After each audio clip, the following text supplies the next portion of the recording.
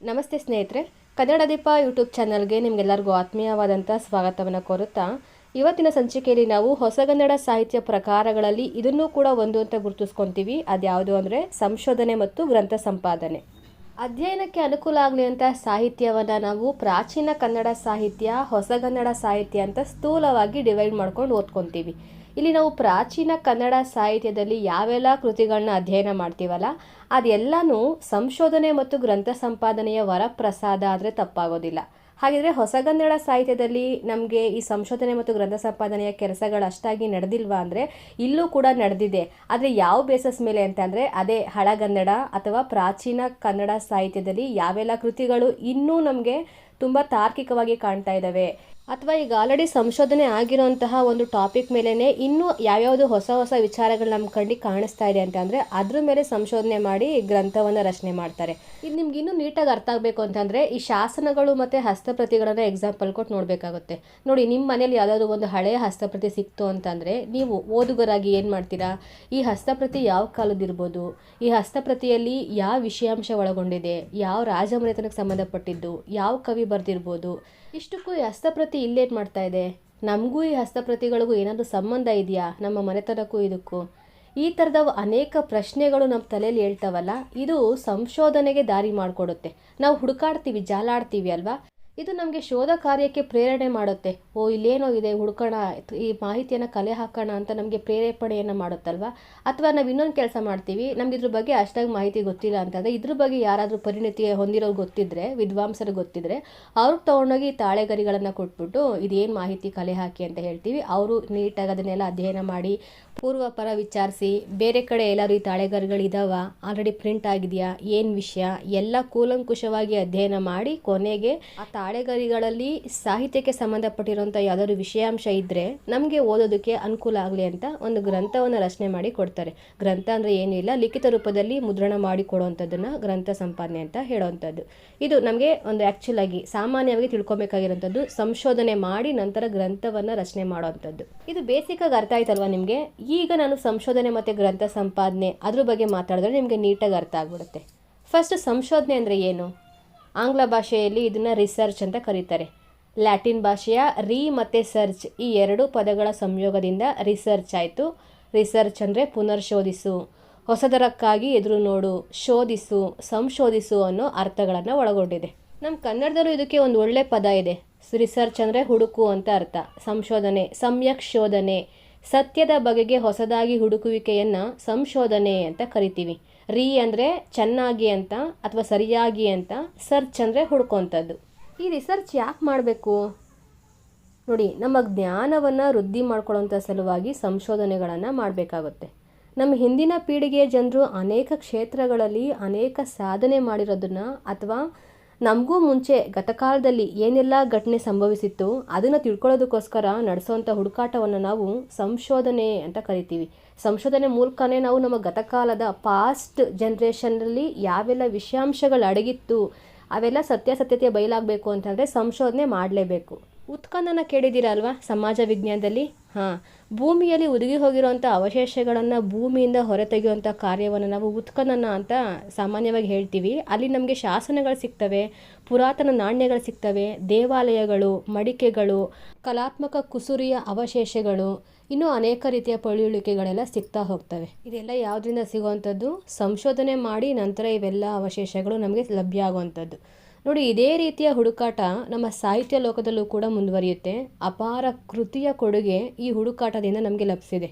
ಮೊದಲಿಗೆ ಸಂಶೋಧನೆಯ ಫಲವಾಗಿ ನೋಡೋದಾದರೆ ಪ್ರಾಚೀನ ಸಾಹಿತ್ಯ, ಆ ಪ್ರಾಚೀನ ಸಾಹಿತ್ಯವನ್ನು ತಿಳ್ಕೊಳ್ಳೋದಕ್ಕೋಸ್ಕರ ನಾವು ಹಸ್ತಪ್ರತಿಗಳನ್ನು, ಶಾಸನಗಳನ್ನು ವೈಜ್ಞಾನಿಕವಾಗಿ ಶೋಧಿಸಿ, ಪರಿಶೀಲಿಸಿ, ತಿದ್ದಿ ಓದುಗರಿಗೆ ಲಭ್ಯವಾಗುವಂಥ ರೀತಿಯಲ್ಲಿ ಮಾಡುವಂಥ ಪ್ರಕ್ರಿಯೆ ಏನಿದೆಯಲ್ವ ಅದನ್ನು ನಾವು ಸಾಹಿತ್ಯ ಲೋಕದಲ್ಲಿ ಸಂಶೋಧನೆ ಅಂತ ಕರಿತೀವಿ. ನೋಡಿ, ಸಂಶೋಧನೆ ಅನ್ನೋದು ಕೇವಲ ಒಂದೇ ಒಂದು ಶಾಖೆಗೆ ಸಂಬಂಧಪಟ್ಟಿದ್ದಲ್ಲ. ಅನೇಕ ಆಯಾಮಗಳಲ್ಲಿ, ಅನೇಕ ಕ್ಷೇತ್ರಗಳಲ್ಲಿ ನಾವು ಈ ಸಂಶೋಧನೆಯನ್ನು ಮಾಡ್ತಾನೆ ಇರ್ತೀವಿ. ಮುಖ್ಯವಾಗಿ ಆವಿಷ್ಕರಣಾತ್ಮಕ ಸಂಶೋಧನೆಯಲ್ಲಿ ವಿದ್ವಾಂಸರು ಏನು ಮಾಡ್ತಾರೆ, ವಸ್ತುಗಳೊಂದಿಗೆ ವ್ಯವಹರಿಸ್ತಾರೆ. ಫಾರ್ ಎಕ್ಸಾಂಪಲ್, ವಿಜ್ಞಾನ ವಿಭಾಗದಲ್ಲಿ ನಡೆಸುವಂಥ ಸಂಶೋಧನೆಗಳೆಲ್ಲ ಆವಿಷ್ಕರಣಾತ್ಮಕ ಸಂಶೋಧನೆ ಅಂತ ಕರೆಸ್ಕೊಳ್ಳುತ್ತೆ. ಇನ್ವೆನ್ಷನ್ ಅಂತ ಹೇಳ್ತೀವಲ್ಲ, ಏನೋ ಒಂದು ಹೊಸದಾಗಿ ಕಂಡುಹಿಡಿದ್ರು ಅಂತ ಹೇಳ್ತೀವಲ್ಲ, ಅದು ಆವಿಷ್ಕರಣಾತ್ಮಕ ಸಂಶೋಧನೆ. ನೋಡಿ, ಈ ಸಂಶೋಧನೆಯಲ್ಲಿ ವಸ್ತುಗಳೇ ಮುಖ್ಯ ಭೂಮಿಕೆಯಲ್ಲಿರ್ತವೆ. ಜನಗಳು ಅಷ್ಟಾಗಿ ಬೇಕಾಗಿರೋದಿಲ್ಲ, ಪುಸ್ತಕಗಳ ಮೊರೆ ಹೋಗಿರ್ತಾರೆ, ಕೆಲವೊಂದು ವಸ್ತುಗಳ ನೀಡ್ಸ್ ಬೇಕಾಗಿರುತ್ತೆ ಹೊರತು ಜನಗಳ ಸಂಪರ್ಕನೇ ಬೇಕು ಅಂತ ಏನಿಲ್ಲ. ಎಲ್ಲಿ ಆವಿಷ್ಕರಣಾತ್ಮಕ ಸಂಶೋಧನೆಯಲ್ಲಿ ಒಂದು ಲ್ಯಾಬೊರೇಟರಿನಲ್ಲೂ ಕೂಡ ಒಂದು ಸಂಶೋಧನೆ ಆವಿಷ್ಕಾರ ನಡೆಯುತ್ತಲ್ವಾ.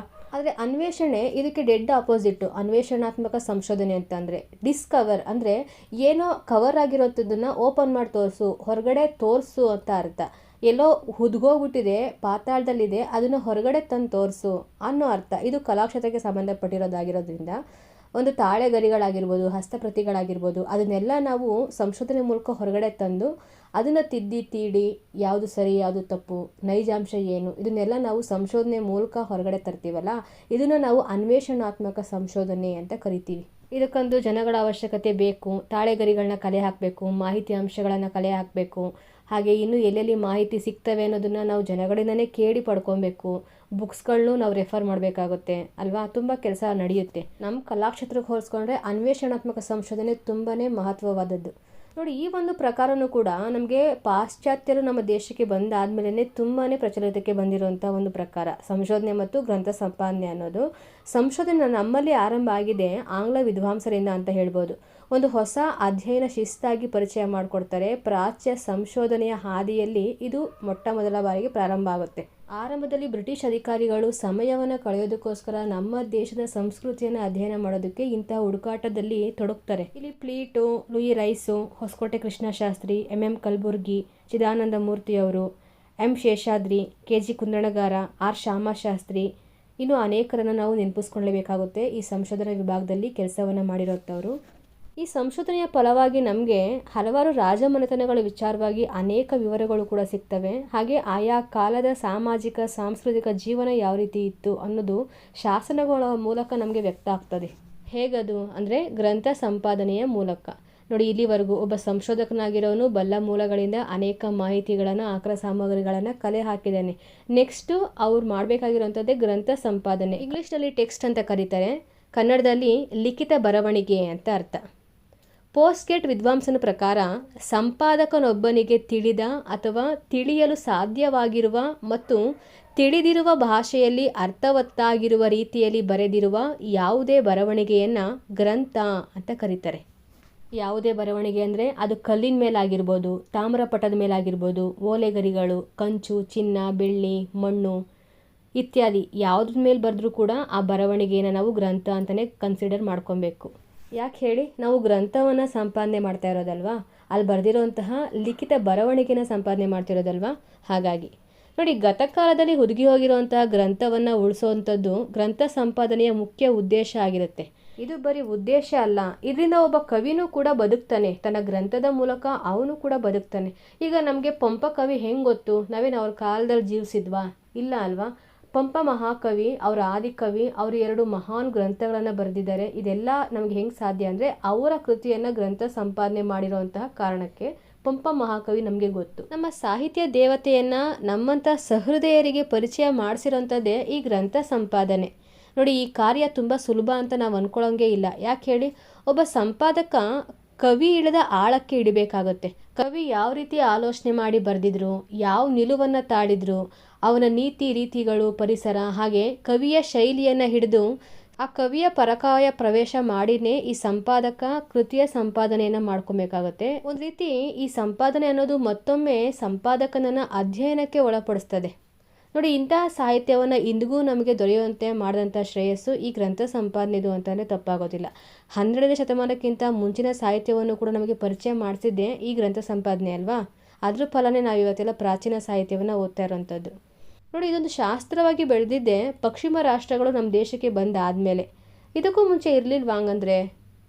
ಇರಲಿಲ್ಲ. ಯಾಕಂದರೆ ಪುರಾತನ ಪೀಳಿಗೆಯವರು ಏನು ಮಾಡ್ತಾಯಿದ್ರು, ಈ ಹಸ್ತಪ್ರತಿಗಳು, ತಾಳೆ ಗ್ರಂಥಗಳು ಇವನ್ನೆಲ್ಲ ದೈವಿ ಸ್ವರೂಪ ಅಂತ ಅದನ್ನು ಪೂಜಿಸ್ತಾ ಇದ್ರು ದೇವ್ರ ಮನೇಲಿ ಇಟ್ಬಿಟ್ಟು.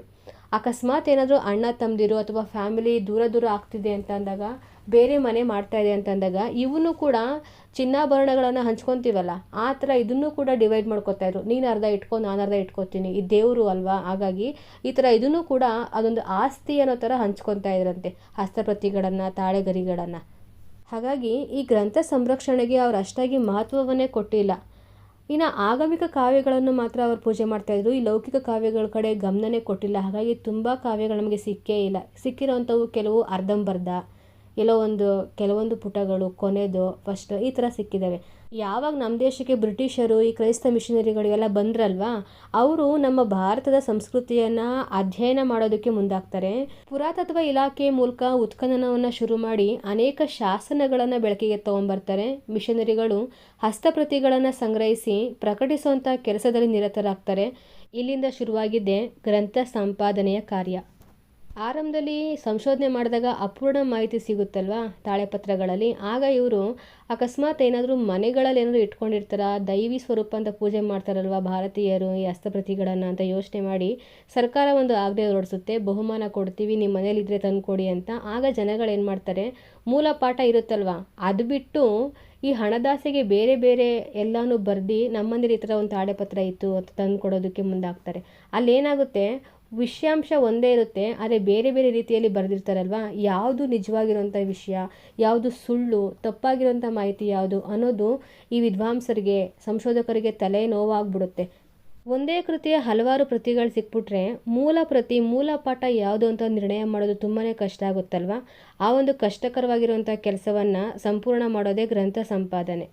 ಫಾರ್ ಎಕ್ಸಾಂಪಲ್, ಇವಾಗ ಎಷ್ಟೊಂದು ವಿಷಯಾಂಶವನ್ನು ಕಲೆ ಹಾಕ್ಬಿಟ್ಟಿದ್ದೀವಿ, ಒಂದೇ ವಿಷಯದ ಥರನೇ ಅನೇಕ ಪ್ರತಿಗಳು ನಮ್ಗೆ ಸಿಕ್ಬಿಟ್ಟಿದ್ದಾವೆ. ಇಲ್ಲಿ ಕವಿ ಹೇಳಿರುವಂಥ ಮೂಲ ಪಾಠವನ್ನೇ ನೋಡಿಕೊಂಡು ಹಣದಾಸೆಗೋ ಅಥವಾ ಬಹುಮಾನದ ಆಸೆಗೋ ಅನೇಕ ಪ್ರತಿಗಳನ್ನು ಮಾಡಿ ತಂದು ಕೊಡ್ತಾರಲ್ವ, ಇದನ್ನು ನಾವು ಪಾಠಾಂತರ ಅಂತ ಕರಿತೀವಿ. ಇಂತಹ ವಿವಿಧ ಪ್ರತಿಗಳ ಪಾಠಾಂತರಗಳಿಂದ ಮೂಲ ಪ್ರತಿ ಯಾವುದು ಅಂತ ನಾವು ಪತ್ತೆ ಹಚ್ಚಿಕೊಂಡು ಗುರುತಿಸ್ಕೊಂಡು ಮೂಲ ಕವಿಯ ಪಾಠವನ್ನು ನಿರ್ಣಯಿಸಿಕೊಂಡು ಕವಿಯ ಪರಿಚಯ ಆಗಿರ್ಬೋದು, ವಿಮರ್ಶೆ, ಅನುಬಂಧದಲ್ಲಿ ಕಠಿಣ ಪದಗಳ ಅರ್ಥ, ನಾಮಸೂಚಿ ಮುಂತಾದ ವಿಷಯವನ್ನೆಲ್ಲವನ್ನು ಒಳಗೊಂಡಿರುವಂಥ ಕೃತಿಯನ್ನು ಸಿದ್ಧಪಡಿಸಿದ್ರೆ, ಅದನ್ನು ಪ್ರಕಟ ಮಾಡಿದ್ರೆ ಅದನ್ನೇ ಗ್ರಂಥ ಸಂಪಾದನೆ ಅಂತ ಕರೀತಾರೆ. ಈ ಕ್ಷೇತ್ರದಲ್ಲಿ ಮ್ಯಾಕ್ಸ್ ಮುಲ್ಲರ್, ಬ್ಯೂಲರ್, PL ವೈದ್ಯ, MS ಕತ್ರೆ ಇವರು ಭಾರತೀಯ ಗ್ರಂಥ ಸಂಪಾದನೆಗೆ ಒಂದು ಸ್ಪಷ್ಟ ರೂಪವನ್ನು ನೀಡಿದವರಾಗಿರ್ತಾರೆ. 1851ರಲ್ಲಿ ಬಿಡಿ ಹಾಡುಗಳ ಸಂಕಲನ ಬ್ಯಾಸಲ್ ಮಿಷನ್ನಿಂದ ಪ್ರಕಟ ಆಗುತ್ತೆ. 1817ರಲ್ಲಿ ವಿಲಿಯಂ ಕ್ಯಾರಿ ಅನ್ನೋರು A grammar of the Karnataka language ಅನ್ನೋ ಗ್ರಂಥವನ್ನು ಪ್ರಕಟ ಮಾಡ್ತಾರೆ. 1832ರಲ್ಲಿ 1430 ಪುಟಗಳುಳ್ಳ ಕರ್ನಾಟಕ ಇಂಗ್ಲಿಷ್ ಡಿಕ್ಷನರಿ ಅನ್ನೋ ಒಂದು ನಿಘಂಟನ್ನು ಜಾನ್ ಹ್ಯಾಂಪ್ ಅನ್ನೋರು ಅಚ್ಚಾಕಿಸ್ತಾರೆ. 1838ರಲ್ಲಿ ಶ್ರೀರಂಗಪಟ್ಟಣದ ಕೃಷ್ಣಮಾಚಾರ್ಯವರು ಹೊಸಗನ್ನಡ ವ್ಯಾಕರಣವನ್ನು ಪ್ರಕಟ ಮಾಡ್ತಾರೆ. ಭಾರತೀಯನು ಬರೆದ ಹೊಸ ಪದ್ಧತಿಯ ಪ್ರಥಮ ಕನ್ನಡ ವ್ಯಾಕರಣ ಅನ್ನೋ ಹೆಗ್ಗಳಿಕೆಗೆ ಈ ಕೃತಿ ಪಾತ್ರ ಆಗುತ್ತೆ. ಮಂಗಳೂರು ಬ್ಯಾಸಲ್ ಮಿಷನ್ ಆರಂಭ ಆಗುತ್ತಲ್ಲ, ಅದರಲ್ಲಿ ಮೋಗ್ಲಿಂಗ್ ಅವರ ಮೂಲಕ ಜೈಮಿನಿ ಭಾರತ, ಬಸವ ಪುರಾಣ, ದಶಪರ್ವ ಭಾರತ, ಚನ್ನಬಸವ ಪುರಾಣ, ರಾಜೇಂದ್ರ ನಾಮ, ಕನ್ನಡದ ಗಾದೆಗಳು, ದಾಸರ ಪದಗಳು, ರಾವಣ ದಿಗ್ವಿಜಯ, ಯಕ್ಷಗಾನ ಇವೆಲ್ಲ ಪ್ರಕಟ ಆಗ್ತವೆ. ಹಸ್ತಪ್ರತಿಯಲ್ಲಿರೋಂತೆ ಅಚ್ಚು ಹಾಕಿದರೆ ಹೊರತು ಪಾಠ ಪರಿಷ್ಕರಣೆ ಏನೂ ಮಾಡಿಲ್ಲ ಇದರಲ್ಲಿ. ಯಾರು? ಮೋಗ್ಲಿಂಗ್ ಅವರು. ಏನು ಹಸ್ತಪ್ರತಿ ಸಿಕ್ಕಿದೆಯಲ್ವ ಅದನ್ನೇ ಹಾಕ್ತಾರಷ್ಟೇ. ಇವರಾದ್ಮೇಲೆ ನೆಕ್ಸ್ಟ್ ಕಿಟ್ಟಲ್ ಬರ್ತಾರೆ. ಕನ್ನಡ ಗ್ರಂಥಗಳನ್ನು ಶಾಸ್ತ್ರೀಯ ಪರಿಷ್ಕರಣ ಮಾಡಿದಂತಹ ಪ್ರಥಮ ವ್ಯಕ್ತಿ ಡಾಕ್ಟರ್ ಕಿಟ್ಟೆಲ್ ಅನ್ನೋ ಹೆಗ್ಗಳಿಕೆಗೆ ಪಾತ್ರರಾಗಿದ್ದಾರೆ. ಈ ಘಟ್ಟದಲ್ಲಿ ನಿಂತು ತಕ್ಕಮಟ್ಟಿನ ಶಾಸ್ತ್ರೀಯ ಹಿನ್ನೆಲೆಯಲ್ಲಿ ಶಬ್ದಮಣಿ ದರ್ಪಣಂ, ಛಂದೋಂಬುದಿಗಳನ್ನು ಪ್ರಕಟ ಮಾಡಿಕೊಡ್ತಾರೆ. ಯಾರು? ಕಿಟ್ಟೆಲ್ರವರು. 1872ರಲ್ಲಿ 7 ಹಸ್ತಪ್ರತಿಗಳ ನೆರವಿನಿಂದ ಶಬ್ದಮಣಿ ದರ್ಪಣವನ್ನು ಸಂಪಾದನೆ ಮಾಡಿದ್ರೆ 1875ರಲ್ಲಿ 11 ಹಸ್ತಪ್ರತಿಗಳ ಸಹಾಯದಿಂದ ನಾಗವರ್ಮನ ಛಂದೋಂಬುದಿ ಕೃತಿಯನ್ನು ಪರಿಷ್ಕರಿಸಿ ನಮಗೆ ಓದೋದಕ್ಕೆ ಕೊಡ್ತಾರೆ. ಪ್ರಿಂಟ್ ಹಾಕ್ಸಿ ಆ ಗ್ರಂಥ ಸಂಪಾದನೆ ಮಾಡಿ ಕೊಡ್ತಾರೆ. ಹಾಗೆ ಕಿಟ್ಟಲ್ ಅವರ ಜನಪ್ರಿಯ ವ್ಯಾಕರಣ ಗ್ರಂಥ a grammar of the Kannada language Basel mission ಮುದ್ರಣಾಲಯದಲ್ಲಿ ಇದು ಪ್ರಕಟ ಆಗ್ತದೆ. ಇಲ್ಲಿ ಈ ಕಡೆ ಕಿಟ್ಟೆಲ್ ಅವ್ರ ಕೆಲಸ ನಡೀತಾ ಇದ್ರೆ, ಇನ್ನೊಂದು ಕಡೆ ವೆಸ್ಲಿಯನ್ ಮಿಷನರಿನಲ್ಲಿ ಜೆ ಗ್ಯಾರೆಟ್ ಅನ್ನೋರು ಕೂಡ ಕೆಲಸವನ್ನು ಮಾಡ್ತಿದ್ರಲ್ವ. ಅವರು ಹಳೆ ಮೈಸೂರು ಭಾಗದಲ್ಲಿ ಏನೆಲ್ಲ ಗ್ರಂಥವನ್ನು ಸಂಪಾದನೆ ಮಾಡ್ಕೊಂಡಿದ್ರು, ಆ ಹಸ್ತಪ್ರತಿಗಳನ್ನು ಸಂಪಾದನೆ ಮಾಡ್ಕೊಂಡಿದ್ರು, ಆ ಒಂದು ಕೆಲಸ ಕಾರ್ಯಗಳಲ್ಲಿ ಸಂಶೋಧನೆಯಲ್ಲಿ ತೊಡಗಿರ್ತಾರೆ. ಈ ನಿಟ್ಟಿನಲ್ಲಿ 1865ರಲ್ಲಿ ದುರ್ಗಸಿಂಹನ ಪಂಚತಂತ್ರ, 1868ರಲ್ಲಿ ಕೇಶಿರಾಜನ ಶಬ್ದಮಣಿ ದರ್ಪಣ ಪ್ರಕಟವನ್ನು ಮಾಡ್ತಾರೆ ಜೆ ಗ್ಯಾರೆಟ್ ಅವರು. ನೆಕ್ಸ್ಟ್ BL ರೈಸು, ಇವರು ಅಮರಕೋಶ, ಪಂಪ ರಾಮಾಯಣ, ಕರ್ನಾಟಕ ಭಾಷಾಭೂಷಣ, ಶಬ್ದಾನುಶಾಸನ, ಪಂಪ ಭಾರತ ಹೀಗೆ ಕನ್ನಡದ ಉತ್ತಮೋತ್ತಮ ಗ್ರಂಥಗಳನ್ನು ಕೂಡ ಸಂಪಾದನೆ ಮಾಡಿ ನಮಗೆ ಕೊಡಿ. ಅತಿ ಮುಖ್ಯವಾಗಿ ಗಮನಿಸಬೇಕಾಗಿರುವಂಥದ್ದು BL ರೈಸ್ ರವರ ಎಪಿಗ್ರಾಫಿಯ ಕರ್ನಾಟಕ ಅನ್ನೋ ಹೆಸರಿನ 12 ಸಂಪುಟಗಳಲ್ಲಿ 9,000ಕ್ಕೂ ಅಧಿಕವಾಗಿರುವಂತಹ ಕನ್ನಡ ಶಾಸನಗಳು ಪ್ರಕಟ ಆಗ್ತವೆ. ಇದು ಕನ್ನಡ ಸಾಹಿತ್ಯದ ಇತಿಹಾಸದಲ್ಲೇ ಒಂದು ಮಹತ್ವಪೂರ್ಣವಾದಂತಹ ದಾಖಲೆ ಅಂತಲೇ ಹೇಳ್ಬೋದು. BL ರೈಸ್ರವರ ಎಪಿಗ್ರಾಫಿಯ ಕರ್ನಾಟಕ. ಇಲ್ಲಿ ಇಲ್ದಿರೋಂಥ ಶಾಸನಗಳೇ ಇಲ್ಲ. ಅವ್ರು ಯಾವ್ಯಾವ್ದೆಲ್ಲ ಶಾಸನಗಳನ್ನು ಹುಡುಕಿದ್ರಲ್ವ, ಎಲ್ಲ ಶಾಸನಗಳ ದಾಖಲೆಯೂ ಕೂಡ ಈ ಎಪಿಗ್ರಾಫಿಯ ಕರ್ನಾಟಕ 12 ಸಂಪುಟಗಳಲ್ಲಿ ದಾಖಲಾಗಿದೆ. ಸರಿಸುಮಾರು 1891ರಲ್ಲಿ ಮೈಸೂರಿನಲ್ಲಿ ಗ್ರಂಥ ಸಂಪಾದನೆಗೋಸ್ಕರನೇ ಓರಿಯೆಂಟಲ್ ಲೈಬ್ರರಿ ಆರಂಭ ಆಗ್ತದೆ. ಇಲ್ಲಿ ಮೊದಲ ಗ್ರಂಥವಾಗಿ SG ನರಸಿಂಹಾಚಾರ್ಯ ಅವರಿಂದ 1900ರಲ್ಲಿ ಆದಿಪುರಾಣ ಪ್ರಕಟಗೊಳ್ಳುತ್ತೆ. ಎರಡನೇ ನಾಗವರ್ಮನ ವರ್ಧಮಾನ ಪುರಾಣ ಈ ಒಂದು ಕೃತಿಯನ್ನು ಸಂಪಾದನೆ ಮಾಡಿದ್ದು BS ಸಣ್ಣಯ್ಯ ಅವರು. ಇದು ಆಲ್ರೆಡಿ ಒಂದ್ಸತಿ ಪ್ರಶ್ನೆ ಆಗಿದೆ ರೀಸೆಂಟ್ ಎಕ್ಸಾಮಲ್ಲೇ. ಯಾವ ಎಕ್ಸಾಮ್ ಅಂತ ನೆನಪಾಗ್ತಾ ಇಲ್ಲ, ಗೊತ್ತಿದ್ರೆ ಹೇಳಿ ಆಯಿತಾ. ಇನ್ನು ಫಗು ಹಳಕಟ್ಟಿಯವರು, ಇವರನ್ನು ವಚನಗಳ ಪಿತಾಮಹ ಅಂತ ಕರೀತಾರೆ. ಇವರು ಕೂಡ ಅನೇಕ ಸಂಪಾದಿತ ಕೃತಿಗಳನ್ನು ಪ್ರಕಟ ಮಾಡಿದ್ದಾರೆ. ಇವರೇ ಸಂಪಾದನೆ ಮಾಡಿ ಅದನ್ನು ಪ್ರಕಟ ಮಾಡಿಸಿರೋದು. ಫಾರ್ ಎಕ್ಸಾಂಪಲ್ ಹರಿಹರನ ರಗಳೆಗಳು, ಭಕ್ತಿಯ ವಚನಗಳು, ಸಂಘ ಬಸವೇಶ್ವರ ವಚನಗಳು, ಶೂನ್ಯ ಸಂಪಾದನೆ, ದೇವರ ದಾಸಿಮಯ್ಯನ ವಚನಗಳು, ಆದಯ್ಯನ ವಚನಗಳು, ಇದೆಲ್ಲ ಇವರು ಸಂಪಾದನೆ ಮಾಡಿರೋಂಥದ್ದು. ಇನ್ನು ತುಂಬಾ ಇದ್ದಾವೆ. ನೆಕ್ಸ್ಟು DLN, ಇವರು ಸಿದ್ದರಾಮ ಚರಿತೆ, ಇದನ್ನು TS ವೆಂಕಣ್ಣಯ್ಯನವರ ಜೊತೆ ಸಂಪಾದನೆ ಮಾಡಿದ್ದಾರೆ. ಯಾರು? DLN ಅವರು. ಇನ್ನು ವಡ್ಡಾರಾಧನೆ ಶಿವಕೋಟೆಚಾರ್ಯ ಅವರು ಬರೆದಿರುವಂಥದ್ದು. ಈ ಕೃತಿಯನ್ನು ಕೂಡ ಅವರು ಸಂಪಾದನೆ ಮಾಡಿ ನಮಗೆ ಕೃತಿಯಾಗಿಸಿ ಕೊಟ್ಟಿದ್ದಾರೆ. ಇನ್ನು ಶಬ್ದಮಣಿ ದರ್ಪಣದಲ್ಲಿರುವಂತಹ ಪಾಠ ಸಮಸ್ಯೆಗಳನ್ನು ಸವಿಸ್ತಾರವಾಗಿ ವಿವರಿಸಿ ಹೇಳಿದ್ದಾರೆ. ಒಟ್ಟಾರೆಯಾಗಿ ಸಂಶೋಧಕನೊಬ್ಬ ತನ್ನ ಪರಿಶ್ರಮದಿಂದ ತಂದಿರುವಂತಹ ಹಲವಾರು ಹಸ್ತಪ್ರತಿಗಳಲ್ಲಿ ಮೂಲ ಪಾಠ, ಕವಿ ಹೇಳಿರುವಂತಹ ಮೂಲ ಪಾಠ ಯಾವುದು ಅನ್ನೋದನ್ನು ನಿರ್ಣಯಿಸಿಕೊಂಡು ಅದರಲ್ಲಿ ಇರುವಂತಹ ಕವಿಯ ವಿಚಾರಧಾರೆಗಳನ್ನು, ಕವಿಯ ಪರಿಚಯದೊಂದಿಗೆ ಅವನ ಎಲ್ಲ ವಿಚಾರಧಾರೆಗಳನ್ನು ಗ್ರಂಥಸ್ಥವಾಗಿಸಿ ನಾವು ಓದುಗರಿಗೆ ಕೊಡ್ತಾ ಇದ್ದೀವಿ ಅಂತಂದರೆ ಅದನ್ನು ಗ್ರಂಥ ಸಂಪಾದನೆ, ಸಂಶೋಧನೆ ಮಾಡಿ ಗ್ರಂಥ ಸಂಪಾದನೆ ಮಾಡಿದ್ದಾರೆ ಅಂತ ಅರ್ಥ. ನೋಡಿ, ಈ ಪ್ರಕ್ರಿಯೆ ಯಾವಾಗ ನಡೆಯುತ್ತೆ ಗೊತ್ತಾ? ಇವಾಗ ಯಾವುದೋ ಒಂದು ಕೃತಿ ಸಿಕ್ಕಿರುತ್ತೆ, ಅರ್ಧಂಬರ್ಧ ಇರುತ್ತೆ, ಆವಾಗ ನಾವು ಹುಡ್ಕೋದಕ್ಕೆ ಶುರು ಮಾಡ್ತೀವಿ. ಅಥವಾ ಇನ್ಯಾವುದೋ ಒಂದು ವಸ್ತು ಅಥವಾ ವ್ಯಕ್ತಿ ನಮಗೆ ಗೊತ್ತಿರ್ತಾರೆ, ಇವ್ರು ಯಾವ ಕೃತಿಗಳನ್ನ ಬರೆದಿದ್ದಾರೆ ಹುಡ್ಕೋಣ ಅಂತ ಸಂಶೋಧನೆ ಆವಾಗ ಮುಂದುವರಿಯುತ್ತೆ. ಈ ಪ್ರಾಚೀನ ಕಾಲದಲ್ಲಿ ಹಾಗೆ ಅಲ್ವಾ, ಕೃತಿಗಳು ಸಿಕ್ತಿತ್ತು ಅಥವಾ ಕವಿಗಳ ಹೆಸರು ಗೊತ್ತಾಗ್ತಾ ಇತ್ತು. ಎಲ್ಲ ಅರ್ಧಂಬರ್ಧ, ಪೂರ್ಣ ಪ್ರಮಾಣದಲ್ಲಿ ಸಿಕ್ಕಿರೋದೇ ಬಹಳ ವಿರಳ. ಸರಿ, ಇಷ್ಟು ಮಾಹಿತಿ ಸಾಕು ಅಂತ ಅಂದ್ಕೊತೀನಿ. ನೋಡಿ, ನನಗೆ ಸ್ಲೈಡ್ ಮಾಡೋದಕ್ಕೆ ಸ್ವಲ್ಪ ಟೈಮ್ ಸಾರಲಿಲ್ಲ. ನೆಕ್ಸ್ಟ್ ಸತಿಯಿಂದ ಹಿಂಗೆ ಆಗೋದಿಲ್ಲ.